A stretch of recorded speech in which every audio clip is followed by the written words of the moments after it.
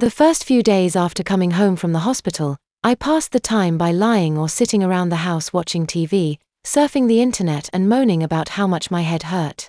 If I were truthful with myself, it wasn't so much the pain as the fact that I was bored out of my frickin' mind.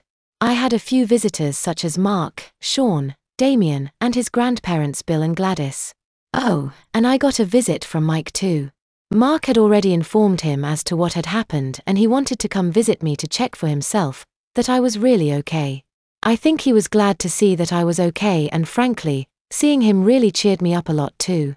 Without actually asking him about it, I could tell that he'd put the whole party pants wetting incident behind him.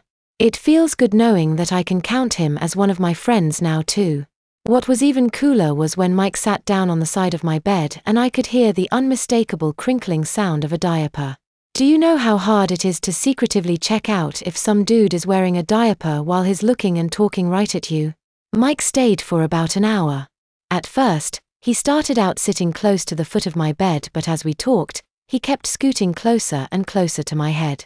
I don't think he was consciously doing this, he was just talking animatedly, waving his arms and moving around a lot.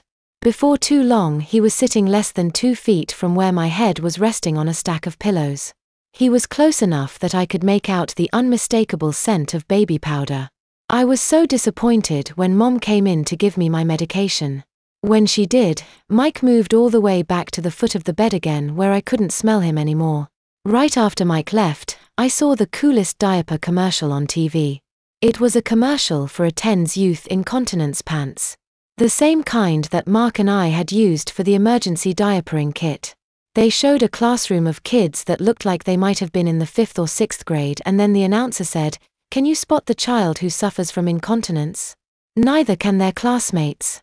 Of course, I sat there the rest of the day watching that same exact channel until I got to see the commercial 2 more times. I probably would have continued watching that channel the rest of the day if my stupid sister hadn't come home and felt the need to sit with me for several hours. Don't get me wrong, I love my sister, but in all honesty, I don't like her much. I mean, if we weren't brother and sister, I can say with all certainty that we would not be friends at all. Okay, this next encounter started out kind of bizarre. There were no diapers involved. However, there was a case of someone peeing on someone else, and I guess that's about as close to an encounter as one can get with the absence of diapers. In mid-March, when it was still fairly cold out, I had a visitor. My older brother had just brought me home from physical therapy, which I go to 3 times a week. He had left me home alone while he went to go see his girlfriend. Since I had been in the hospital, there had been very few times in which I had been left, truly alone, because every so often, I would have a sudden onset of a paralyzing headache, or I'd get really dizzy or something like that. Usually, if I get too worked up, excited or mad, it will bring on a headache. The doctor said it is due to increased blood flow. All I know is that it hurts like mad when I get one of those headaches.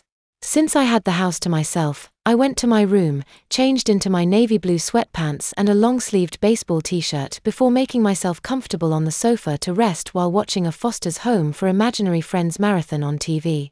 No sooner had I gotten covered up with the throw blanket than I heard someone knocking on the front door.